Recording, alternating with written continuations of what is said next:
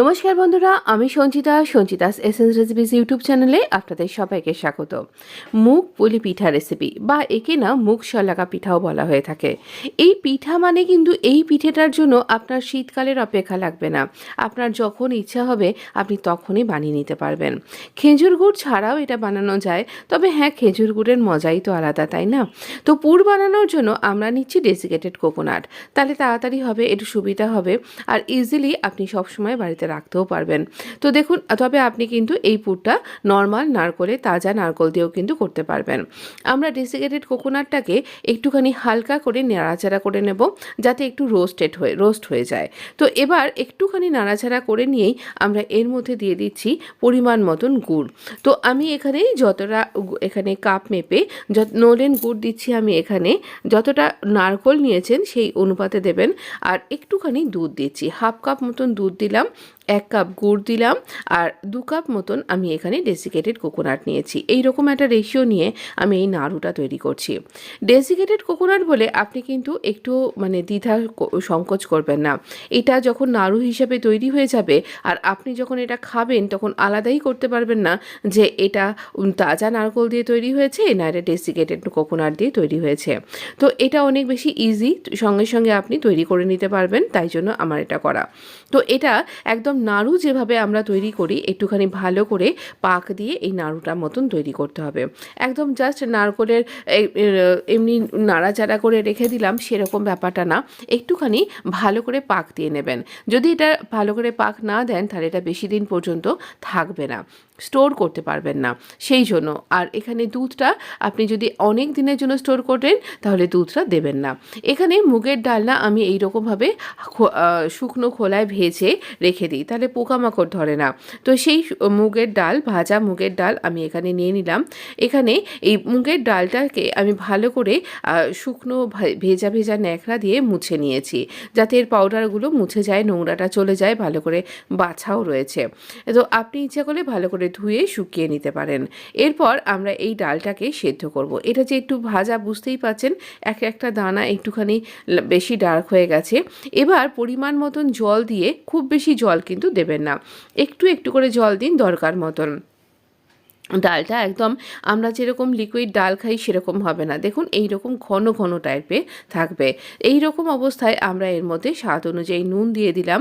আর একটা আলু ম্যাশারের সাহায্যে আমি এখানে ডালটাকে একটু স্ম্যাশ করে নিচ্ছি, একটু দানাগুলোকে ভেঙে নেব, একদম যাতে স্মুথ একটা টেক্সচার তৈরি হয় সেই রকম একটা পর্যায় তৈরি করে নেব। তো এইরকমভাবে আমার ওই কড়াইটা ছোট হয়ে গেছিলো, তাই একটা বড় কড়াইতে নিয়ে নিয়েছি আমি, আর এইভাবে একটু স্ম্যাশ করে নিলাম। এইরকমভাবে এই ডালটাকে রেডি করে নিয়েছি। ডালটা এইরকম ঘনত্ব থাকবে, ভালো করে একবার দেখে নিন। এইরকম এটা ঘন ঘন ডাল থাকবে, যেমন ডাল সেদ্ধ খাই আমরা। ডেসিকেটেড কোকোনাট দিয়ে দিলাম হাফ কাপ মতন, তাহলে ভালো স্বাদ হবে। এবারে দিয়ে দিচ্ছি আমি রাইস ফ্লাওয়ার বা চালের গুঁড়ো। চালের গুঁড়োটা ডাল যে পরিমাণে নিয়েছেন সেই পরিমাণে এখানে দিতে হবে। 2 কাপ ডাল 2 কাপ চালের গুঁড়ো, এইরকম রেশিও। আর আমি এখানে হাফ কাপেরও কম 2 টেবিল চামচ মতন আমি ডেসিকেটেড কোকোনাট দিয়েছি। এবারে এটাকে ভালো করে নাড়াচাড়া করে এই ডালটাকে আমরা যেমন পিঠে তৈরি করার সময় করি সেইভাবে নাড়াচাড়া করে ডালটাকে আর চালের সাথে চালের গুঁড়ো আর ডালটা এইভাবে মিশিয়ে কুক করে নিতে হবে, যাতে আমাদের চালের গুঁড়োটা বেশ রান্না হয়ে যায়। সেই পর্যন্ত কুক করে নিয়ে আমরা একটু চাপা দিয়ে দেবো। 10 থেকে 15-20 মিনিট চাপা দিয়ে নিয়েছিলাম। একটু এলাচের গুঁড়ো দিয়ে দিচ্ছি এর মধ্যে। যদি এই মিশ্রণটা এইবারে একটু চটচটে মতন হয়, একটুখানি তেলও আমি এখানে দেবো, আপনি ইচ্ছা করলে এখানে ঘি দিতে পারেন। তো এটা চটচটে মনে হলে আপনি একটুখানি ময়দা ছিটিয়ে নিন বা আটা ছিটিয়ে নিন। তাহলে আমি এখানে ময়দা ছিটিয়ে নিয়েছি, যাতে করে যেমন আমরা আটাটাকে মেখে নিই, স্মুথ একটা ডো করি, সেই রকম এখানেই আমি এটাকে স্মুথ ডো করবার জন্য একটুখানি ময়দা ছিটিয়ে এইরকমভাবে একটা ডো তৈরি করে নেব। একদম একটা স্মুথ ডো দেখবেন তৈরি হয়ে যাবে। আপনি একটুখানি হাতে তেল বা ঘি ব্রাশ করে নিন। আর এখানে কিন্তু একটুও জল দেওয়া যাবে না, আর এইভাবেই ঠেসে ঠেসে ঠেসে আপনাকে এটাকে মেখে নিতে হবে। আমাদের দেখুন মিশ্রণটা বেশ স্মুথ হয়ে এসছে, আর এটা যখন মাখবেন তখন একদম আটা মাখার ডোয়ের মতনই কিন্তু এটা তৈরি হয়ে যাবে। তো আমরা এটাকে এইরকমভাবে দেখুন একদম স্মুথ একটা ডোতে তৈরি করে নিলাম। এবার আমরা এখানে কয়েকটা পোর্শন করে গুচি কেটে নেব, বা আমরা এখানে পোর্শন করে ভাগ করে নেব। এইরকম ছোট ছোট যেরকম সাইজের পুলি আপনি তৈরি করতে চাইছেন, ঠিক সেই রকম সাইজের পুলির জন্য আপনি এখানে গুচিগুলোকে কেটে নিন। এই পুলিগুলো খেতে অসাধারণ লাগে, মানে চায়ের সাথে টা হিসাবেও ভালো লাগবে, স্ন্যাক্স হিসাবে ভালো লাগবে, আপনি জলখাবারে সার্ভ করতে পারবেন, যে কোনো রকমভাবে একটা হেলদি জলখাবার বলতে পারেন, খুব ভালো লাগবে। আর এছাড়া যদি আপনি পৌষ মাসের সংক্রান্তিতে করছেন তাহলে তো অসম্ভব ভালো লাগবে, মানে এর মজাটা ঠান্ডার দিনে তো অনেকই ভালো লাগে। তবে হ্যাঁ, এই রেসিপিটা আপনি যে কোনো সময় ইচ্ছা করলেই করতে পারেন। নলেন গুড় না হলে একটুখানি আপনার খারাপ লাগবে, কিন্তু নলেন গুড় যদি আপনি পেয়ে যান তাহলে অবশ্যই খুব খুব ভালো লাগবে। তো আমরা এখানে এইভাবে আমাদের পুরটাও ঠান্ডা হতে থাকছে, আর আমরা এইভাবে গুচিগুলোকে কেটে এরকম পোর্শন করে ভাগ করে নিলাম। এটা এত সুন্দর খেতে হয় আর এতটাই তাড়াতাড়ি হয়ে যায় যে কি বলবো, খুব সুন্দর একটা রেসিপি। বাড়িতে যদি গেস্ট আসে আর তাকে যদি আপনি এটা তৈরি করে দেন, তিনি তো অনেক বাবা বলবেন, আর আপনিও এটা স্টোর করে রাখতে পারবেন বেশ কিছুদিন পর্যন্ত। এইটার মধ্যে মুগের ডালের সমস্ত পুষ্টিগুণ তো আছেই, তার সাথে রাইস ফ্লাওয়ারও রয়েছে, একেবারে গ্লুটেন ফ্রি, আর এটা ভীষণ টেস্টি খেতে হয় কিন্তু। চলুন আমরা এরপর কি পরের স্টেপটায় দেখছি কি করব। আমরা এখানে এর মধ্যে পুরে স্টাফিংটা ভরবো। আপনার হাতটা যদি এরকম আমার মতন এরকম চটচটে হয়ে যায়, তাহলে একটু ভালো করে পরিষ্কার করে হাতে তেল লাগিয়ে নিন। দেখুন আমাদের পুরটা পাশে নিয়ে নিয়েছি, সুন্দর ঠান্ডা হয়ে গেছে। এর মধ্যে মাঝখানটায় একটুখানি গর্ত করে এই নারকেলের পুরটা ভরে দুটো দিক এইভাবে প্রেস করে বন্ধ করে দেব। খেয়াল রাখতে হবে ভালো করে যেন এটা বন্ধ হয়, ভালো করে যেন সিল হয়। দেখুন মুগের ডালের কালার এবং মুগের ডালও কিছু কিছু দেখা যাচ্ছে, এটা অসম্ভব ভালো খেতে হয়, অবশ্যই একবার বানিয়ে খাবেন। তো দেখুন এইরকমভাবে আবারও কোকোনাটের স্টাফিংটা ভরে দিলাম। আর এটা এই কোকোনাট স্টাফিংটা যদি আপনি অনেক দিন অবধি স্টোর করতে চাইছেন, বা মনে করুন আপনি কোথাও বেড়াতে যাচ্ছেন, সেই হিসাবে ট্রেনের মধ্যে বা কোনো জায়গায় খাবার হিসাবে আপনি অনায়াসে এটা ক্যারি করতে পারেন। তো ভীষণ সুন্দর একটা হেলদি রেসিপি, যেটা আপনি বাড়ি থেকেই তৈরি করে নিয়ে যেতে পারবেন, খেতে অসাধারণ। ভালো করে সিল হওয়াটা দরকার, নালে কিন্তু এটা ফেটে যাবে। এইরকমভাবে আমরা এইগুলো পুলিগুলোকে তৈরি করছি। তো এইরকম এক একটা পুর ধরছি, এরকমভাবে একটু ফ্ল্যাট করছি, মাঝখানটা এখানটা গর্ত করে নিয়ে এইভাবে আমরা এখানে ভরে দেবো। খুব বেশি পাতলা করবেন না মাঝখানটা, একদম সামান্য একটুখানি নেবেন আর পুরটা ভরবেন। আমি যথেষ্ট পরিমাণে পুর ভরে দিয়েছি, তা সত্ত্বেও কিন্তু খুব সুন্দরভাবে এটা স্টাফিংটা হয়ে গেছে। এবার কড়াইতে তেল গরম করতে দিয়ে দিয়েছি, আর এটা কিন্তু মিডিয়াম টু হাই ফ্লেমে আমরা ভাজবো। হাই ফ্লেমেই, পুরোটাই হাই ফ্লেমেই ভাজুন, না হলে কিন্তু এটা ফেটে যাবে কিন্তু। তো এইরকম আমাদের সবই তো কুক করা আছে, জাস্ট আমরা বাইরে একটা মুচমুচে কোটিং আনা অবধি আর একদম ব্রাউন কোটিং আনা অবধি আমরা এটাকে ভাজবো। তবে এগুলো খুব নরম, আপনি একটুখানি হতে দেবার পর কিন্তু এটাকে উল্টাবেন। আমিও কিন্তু তাই একটু হতে দেওয়ার পর উল্টালাম। আরও একটা ব্যাপার, কড়াইতে অনেকখানি জায়গা আছে, তাই সব কটা পিঠে একবারে দিয়ে দেবো এমনটা করবেন না, তাহলে পিঠেগুলো ভেঙে যেতে পারে উল্টানোর সময়। আপনি একটু জায়গা রেখে, মানে উল্টাতে পারবেন স্মুথলি, এই জায়গাটা রেখে কিন্তু আপনি পিঠেগুলোকে দেবেন। আর এরকম উল্টে পাল্টে ভালো করে লাল লাল করে ভাজতে হবে। একদম এটা ভাজা অবস্থাতেও অসম্ভব ভালো লাগে। এই ভাজা পিঠেটা আপনি অনায়াসে বিভিন্ন রকমভাবে এটাকে সার্ভ করতে পারেন। তো এটা ভীষণ ভীষণ, আমার কথাটা শুনে আপনার কাজ নেই, আপনি বাড়িতে বানিয়ে এটা খেয়ে দেখবেন যেটা কতটা টেস্টি হয় আর কতটা ভালো খেতে লাগবে। আপনি এটাকে স্টোর করে রাখতে পারেন, যখন খুশি এটাকে সার্ভ করতে পারেন। আমার মনে হয় এটা এইরকম যখন খুশি সার্ভ করতে করতে এটা কখন নিমেষে ফুরিয়ে যাবে আপনি নিজেও টের পাবেন না। তখন বাড়ির লোক বলবে আবার বানাও, আবার বানাও। তো তখন আপনাকে আবারও বানাতে হবে। এইরকম কয়েকটা ব্যাচে আমরা এই মুগপুলিগুলোকে ভেজে নেব। মুগপুলিকে মুগশলাকা পিঠেও বলে অনেকে।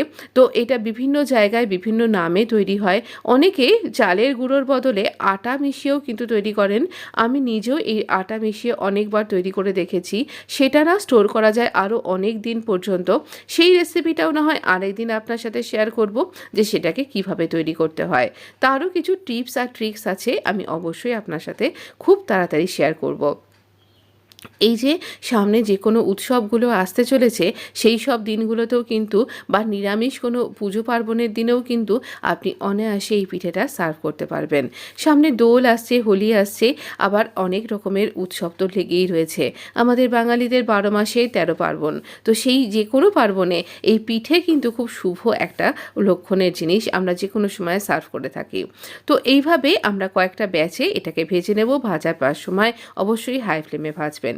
এবার এটাকে সামান্য একটুখানি ঠান্ডা হতে দেব। একদম আগ জ্বলন্ত গরম হবে না, একটুখানি ঠান্ডা হবে। আর এবার আসবে তার সেই স্পেশাল রকমের কোটিংয়ের ব্যাপারটা। এই চিনির যে কোটিংটা হয় তার জন্য এটাকে আরও ভীষণ সুন্দর খেতে লাগে। আর আপনি শুধু চিনির কোটিং না, আপনি ইচ্ছা করলে গুড় দিয়েও এরকম একটা কোটিং তৈরি করতে পারেন। সেটাও না হয় আমি আরও একদিন আপনার সাথে শেয়ার করব। তো দেখুন, আমি এখানে একটা শুকনো কড়াই নিয়ে নিয়েছি। নেওয়ার পরে আমি এখানে কড়াইটাকে একটু গরম হতে দেবো, হালকা গরম। সামান্য একটুখানি জল দিলাম, দেখতেই পাচ্ছেন কতটা জল দিয়েছি, 2 টেবিল চামচ মতন। এখানে চিনি দেব, যতটা আমি ডাল নিয়েছিলাম তাই 1.5 কাপ মতন আমি এখানে চিনি নিয়ে নিলাম। আর চিনিটাকে এখানে একটু গলতে দেব। দেখুন, চিনিটা যখন গলে যাবে তখন দেখবেন যে চিনিটা যখন গলে যাবে তখন এখানে এইরকমভাবে আমরা আরও 2 চামচ চিনি অ্যাড করে দেব। এই চিনি অ্যাড করাটা সম্পূর্ণ অপশনাল, কারণ এখানে এই চিনিটা আমি অ্যাড করলাম, এই চিনিটা গলবে না, অথচ যখন আমি এই মুগপুরিটা দেব তখন তার গায়ে একটা চিনি চিনি ব্যাপার দানা দানা হয়ে থাকবে। যখন এই রকম অনেক বাবলস আসছে, যখন দেখছেন এইরকম অনেকখানি বাবলস আসছে, সেই সময়তে আপনি এই মুগপুলিগুলোকে দিয়ে দেবেন। তখন দেখবেন এই চটচটে ব্যাপারটা তৈরি হয়ে গেছে, চিনি একদম গলে গেছে। শুধু যে চিনিটা আমি এক্সট্রা দিলাম সেটা আর্ধেকটা গলবে, আর্ধেকটা গলবে না। এই সময় আমরা এই সুগারের সিরাপের এই চটচটে ব্যাপারটার মধ্যে দিয়ে দেব এই মুগপুলিগুলো। গ্যাসের ফ্লেমটা এই সময় অফ করে দিন আর দিয়ে ক্রমাগত এটাকে নাড়তে থাকুন।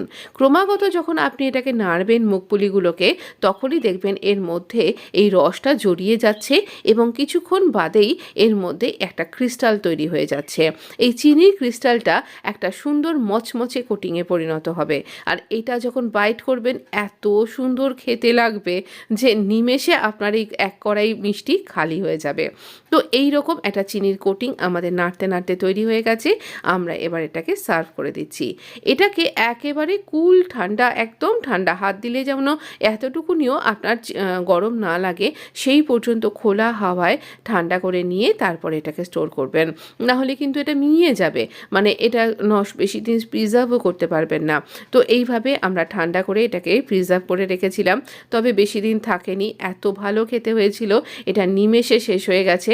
আবার আমাকে বানাতে হবে, তাই ফরমাইশ এসছে। তাই জন্য আপনাকেও বললাম এই রকম মিষ্টি যখন বানাবেন একটু সাবধানে বানাবেন, বারবার বানানোর ফরমাইশ আসবে, এই গ্যারান্টি কিন্তু আমার। অবশ্যই এই সিজন বা যে কোনো সিজনে আপনার যখন মনে হচ্ছে একটু টেস্টি কিছু খাবেন বা টেস্টি ভালো কিছু আপনি আপনার বাড়ির লোকে সার্ভ করবেন, তাহলে এই মুগ শলাকা পিঠা বা এই মুগপুলি পিঠাটা অবশ্যই একবার ট্রাই করুন। অনেক সময়তে আমরা অনেক রকম পুজো পার্বণ বা উৎসব অনুষ্ঠানে বিভিন্ন রকমের মিষ্টি তৈরি করি বাড়িতে, যেটা বাড়ির লোক বা নিমন্ত্রিত অতিথিরা খেতে খুব পছন্দ করেন, তাদের জন্য সার্ভ করুন। ভিডিওটা ভালো লাগলে প্লিজ লাইক শেয়ার সাবস্ক্রাইব